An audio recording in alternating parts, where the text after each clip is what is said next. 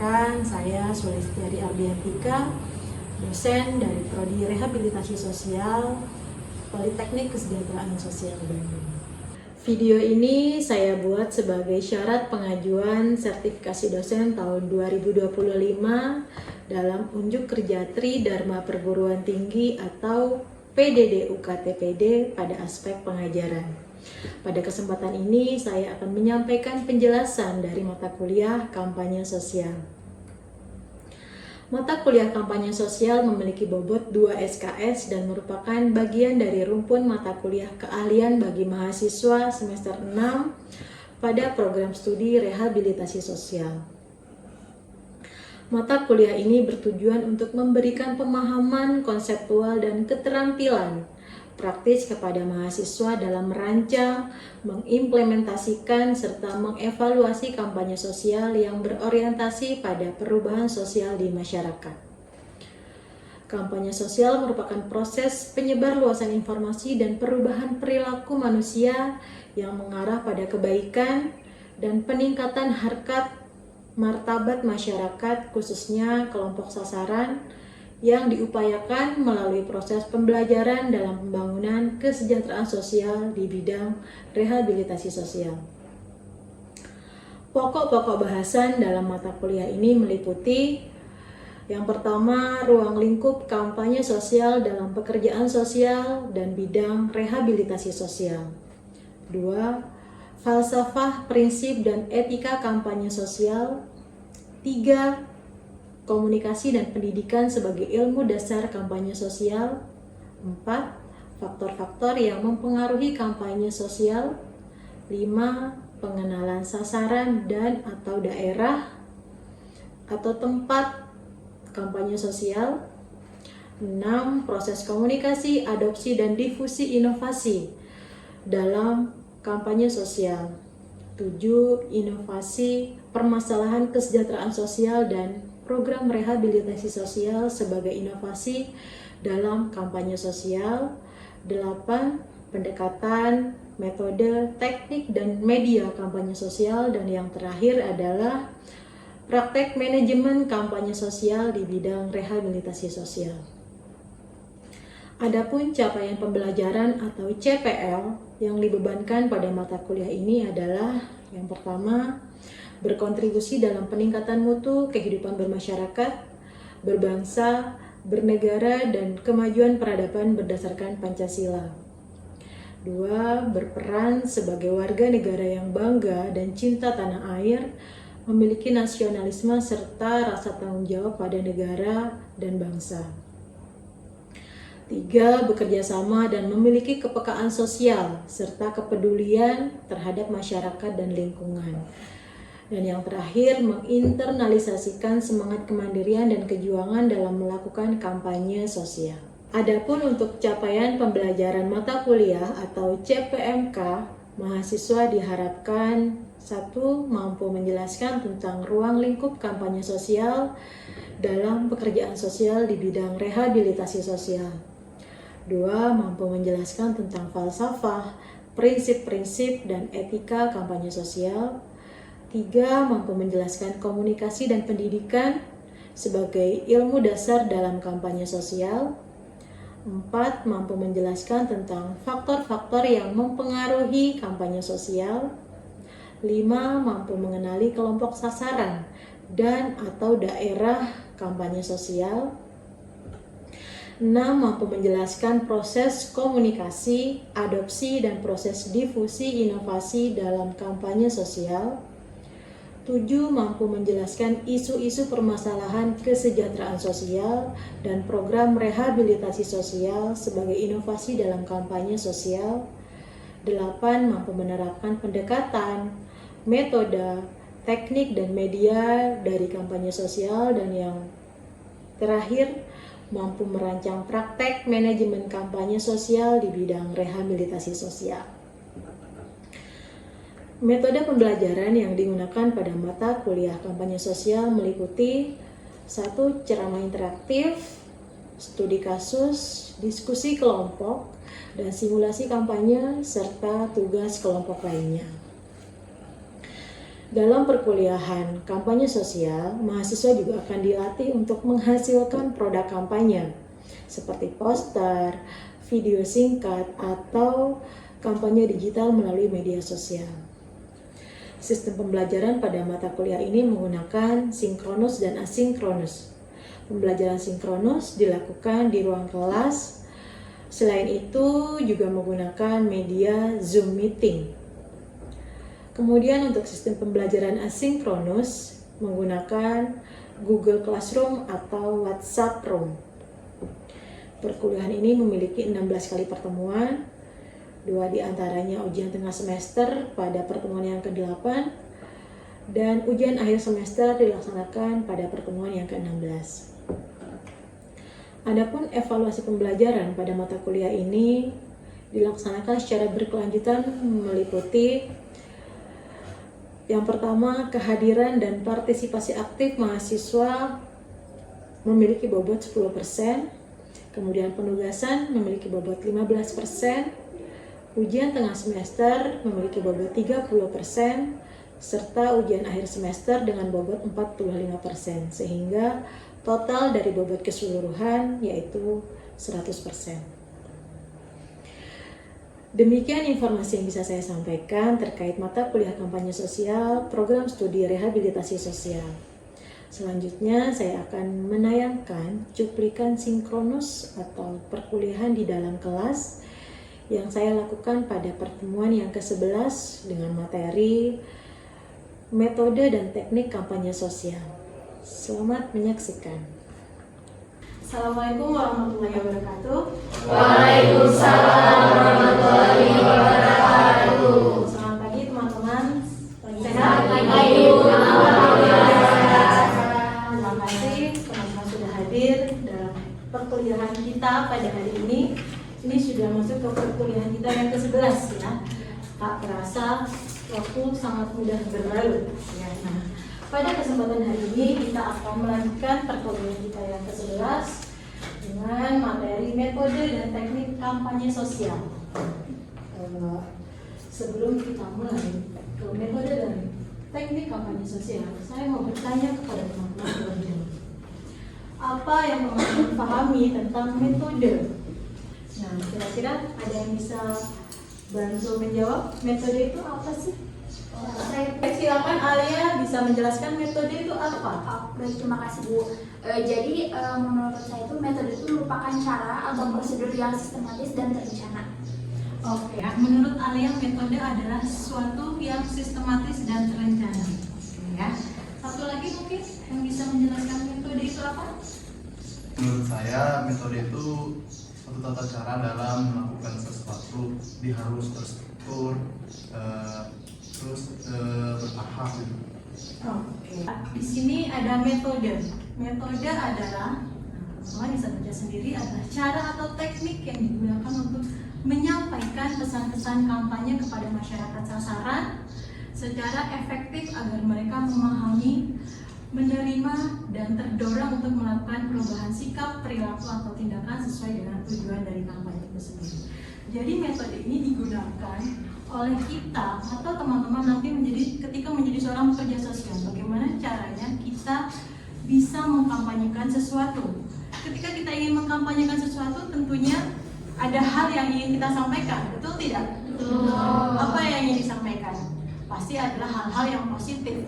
Ketika seseorang mendapatkan kampanye dari pekerja sosial, misal seperti teman-teman nantinya, mereka harus tahu apa alasan saya harus mengikuti isi dari kampanye itu. Ketika mereka sudah mampu memahami, maka harapannya pasti akan diikuti. Ya, harapannya kalau mereka sudah paham, ya berarti dia akan sudah terima, dan nanti pada akhirnya dia akan terdorong untuk ikut serta terlibat sesuai dengan apa yang sudah kita sampaikan. Bayangkan saja ketika teman-teman diberikan kampanye oleh orang lain, tapi teman-teman sendiri tidak paham. Untuk apa sih saya melakukan ini? Kenapa saya diberikan informasi ini? Nah, disitulah tentunya kalau kita sudah memahami, menerima, maka nanti ada keinginan untuk terdorong karena kita sudah tahu konsep dari kampanye itu sendiri. Begitu ya.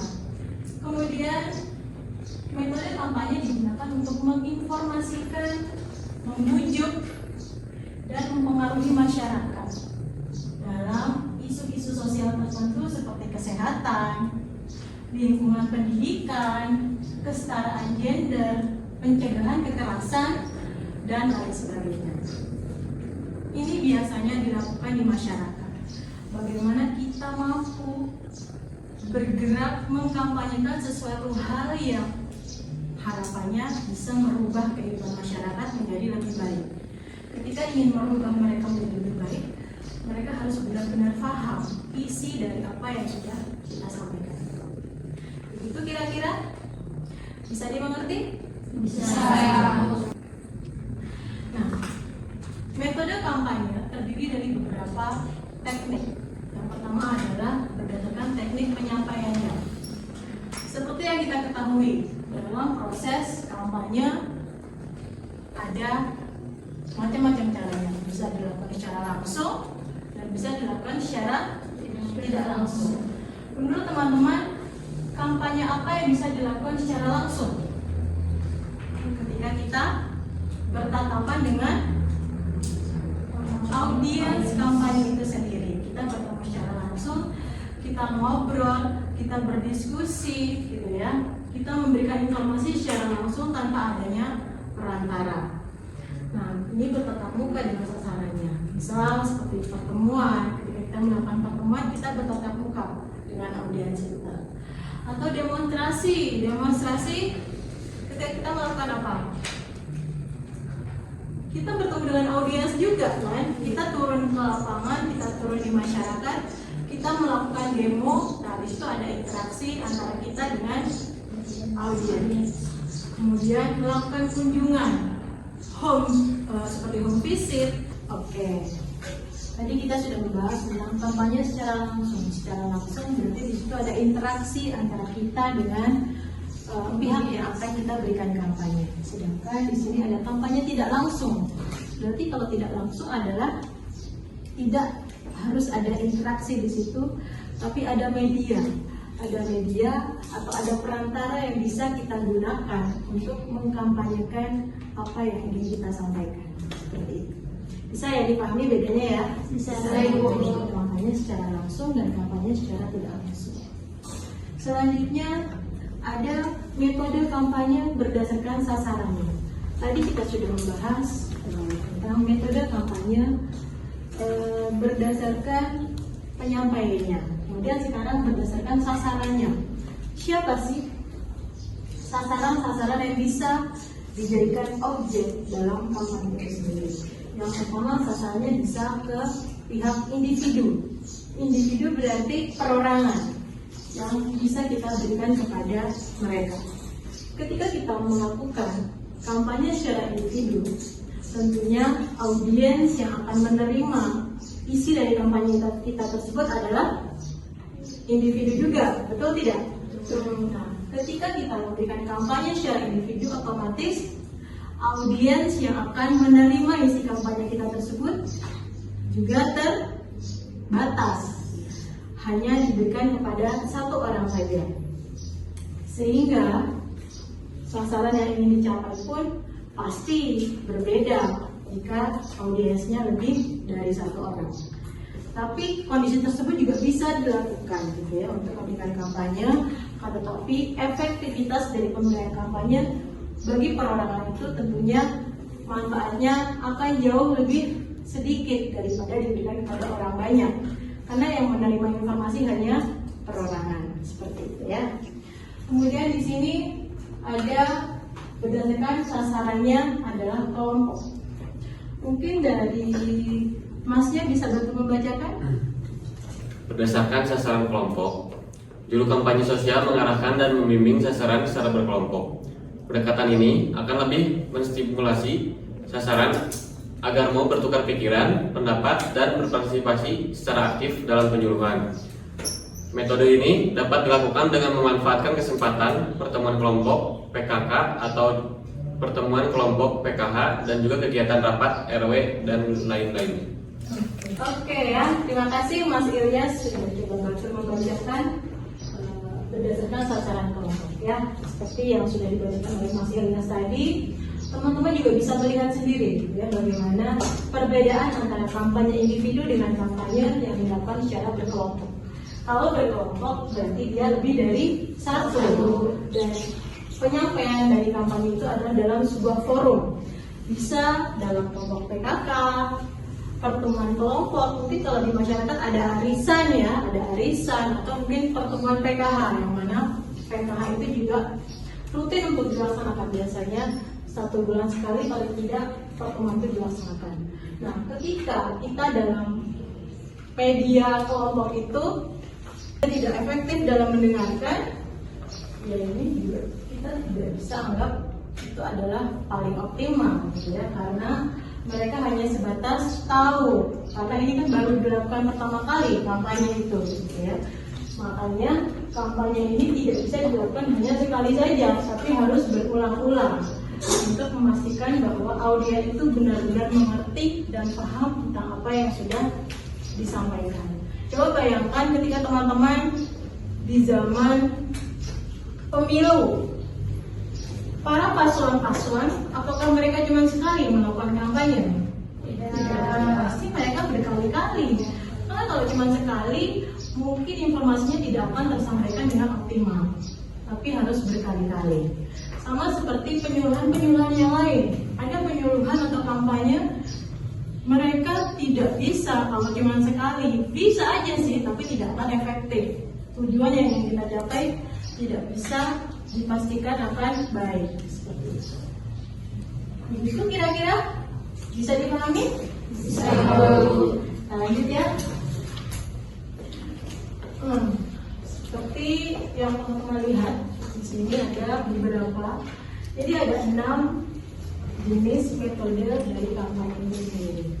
Mungkin ada yang mau bantu membaca salah satu dari nomor 1.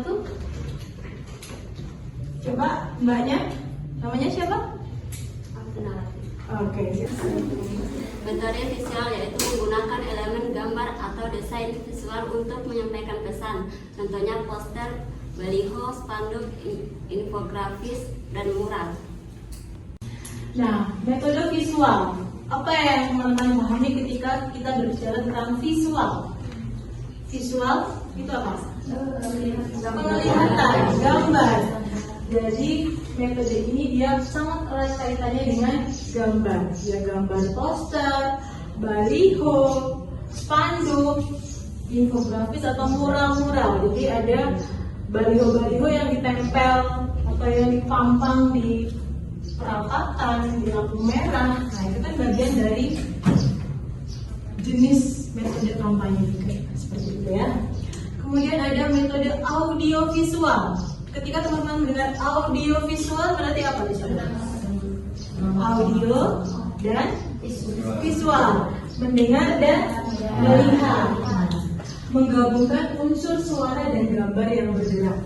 Nah, ini dia biasanya dalam film pendek, video pendek, iklan layanan masyarakat. Nah, seperti kalau teman-teman nonton TV ada iklan layanan masyarakat apa tuh biasanya? Kesehatan, misal ketika punya anak balita silakan rajin untuk posyandu. Nah, itu di TV juga ada gitu ya. Kemudian iklan layanan masyarakat, film dokumenter atau animasi seperti itu. Jadi metode visual, audio visual, kemudian ada metode tatap muka. Tatap muka seperti yang tadi kita sampaikan. Kalau tatap muka itu berarti ada interaksi langsung antara audiens dengan pemberi kampanye. Dia berinteraksi secara langsung, berkomunikasi secara langsung, baik itu kelompok kecil maupun di kelompok besar, ada ceramah, diskusi, kelompok, penyuluhan maupun lokal karya. Kemudian metode yang keempat ada metode media sosial dan digital. Nah, ini juga sekarang sedang marak-maraknya, sedang viral. Dan mungkin teman-teman juga menjadi user, ya nggak? Teman-teman di sini ada yang nggak punya TikTok? Punya? Oh ya. ada, berarti saya juga tidak punya ya. Kemudian reel, podcast. Nah, podcast mungkin dia lebih tinggi ya, TikTok lah paling tidak. Nah, metode media sosial digital ini saat ini sedang banyak sekali dipakai, apalagi kemarin ketika ada kasus tagar Julia. Nah, Julia, apa itu tagar ya? Tagar Julia.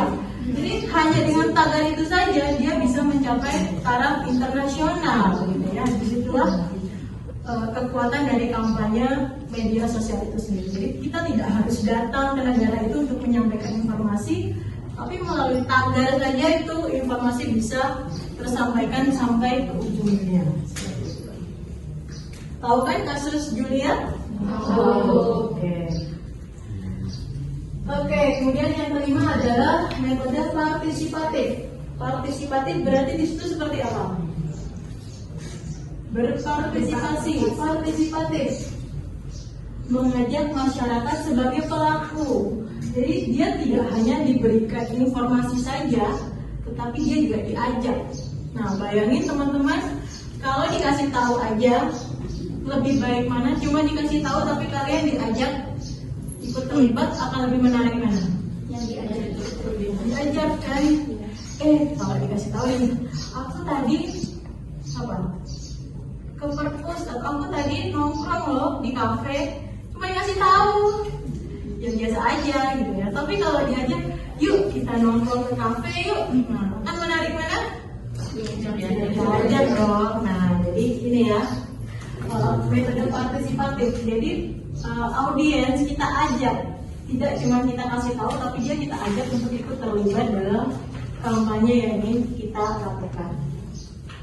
Dan yang terakhir adalah metode komunitas berbasis lokal. Nah, ini biasanya dipakai ketika dalam suatu komunitas tersebut ada tokoh-tokoh masyarakat yang memang dia memiliki pengaruh yang besar di masyarakat tersebut. Kadang bisa, ada nggak di tempat teman-teman yang mungkin tokoh masyarakatnya masih sangat berpengaruh dan masyarakat itu sangat percaya dengan tokoh masyarakat. Nah, itu bisa kita masuki ketika misal kita secara langsung nih, kayaknya masyarakat ini dia agak susah menerima orang baru. Nah, kita kan nggak bisa maksa ya, tapi kita bisa minta tolong ke tokoh masyarakat yang ada di sana. Pak, saya ada bla bla bla, ada tugas untuk mengkampanyekan sesuatu, misalnya contohnya stop stunting. Nah, tapi masyarakat yang mungkin masih banyak yang tabu, kita berikan informasi tersebut kepada tokoh-tokoh yang ada di sana, dan ketika tokoh yang berbicara, maka masyarakat akan lebih mudah untuk mengikuti, karena tokoh masyarakat adalah orang yang disegani di wilayah tersebut. Ini bisa menjadi alternatif kita untuk bisa masuk memberikan kampanye di masyarakat seperti itu. Kira-kira bagaimana? Apakah semakin ada gambaran? Ada gambaran? Ada. Oke, lanjut ya. Nah, kemudian metode lainnya yang harus diperhatikan ketika kita ingin melakukan kampanye adalah karakteristik audiens. Bagaimana karakteristik dari audiens yang nantinya akan kita ajak berkomunikasi, akan kita berikan kampanye. Ini sangat penting gitu ya, ketika karakteristiknya nih, misal dia tipe orang yang susah bertemu dengan orang baru, maka kita akan susah untuk masuk memberikan kampanye. Nah, kita harus lihat, kan nggak bisa kita maksa, Bu, pokoknya ibu harus, anaknya harus makan enak. Lah gimana saya bisa makan enak? Uang juga nggak ada. Nah, misal dan lain sebagainya. Atau anaknya harus makan telur paling tidak dalam sehari. Tapi mereka sendiri menganggap bahwa kalau makan telur banyak-banyak nanti apa? Bisa bisulan. Ya bagaimana kasus stunting itu bisa dihentikan? Nah, misalnya seperti itu. Jadi harus kita lihat karakteristik audiennya ini bagaimana nih? Apakah dia mudah untuk diajak berkolaborasi atau dia adalah tipe orang yang susah? Nah, pastinya ketika dia susah, ya berarti kita butuh treatment khusus untuk bisa mendekati audiens tersebut. Seperti itu ya.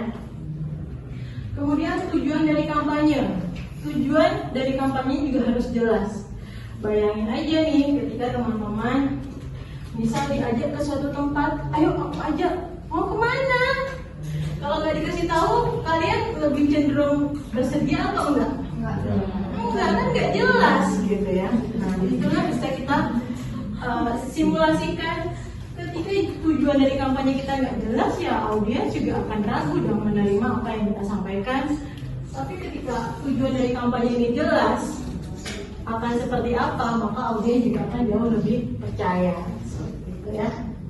Kemudian media yang tersedia, ini juga menjadi hal yang penting. Ketika kita ingin melakukan kampanye, tapi misal lokasi kampanye kita itu adalah di wilayah-wilayah yang mungkin kurang teknologi, misal contohnya di mana? Di Jawa Barat nih, yang wilayah-wilayah yang tidak banyak menerima teknologi, di daerah mana? Misalnya di suku adat di mana? Jawa Barat, Baduy. Kita mau mengkampanyekan tentang bahaya gadget, nah, cocok nggak? Ya, mereka juga teknologi TV aja nggak punya gitu ya. Nah, itu harus benar-benar disesuaikan. Kalau kita settingnya di wilayah-wilayah yang mungkin, contohnya seperti di suku Baduy tadi, ya berarti kita tidak bisa mematok media yang kita pakai di tempat A dengan tempat B itu sama. Jadi harus benar-benar menyesuaikan dengan media yang tersedia dan sasaran juga. Oh iya, udah sih. Iya, Oh, nah selanjutnya itu Menurut kalian sih sasaran kampanye tuh paling ini nggak sih?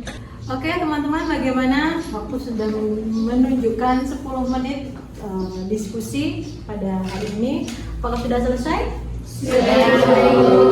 Oke, terima kasih. Selanjutnya saya persilakan kepada masing-masing kelompok untuk memaparkan isi dari diskusi yang sudah dibuat tadi ya.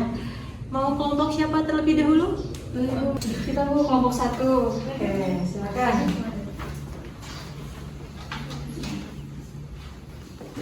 Assalamualaikum warahmatullahi wabarakatuh.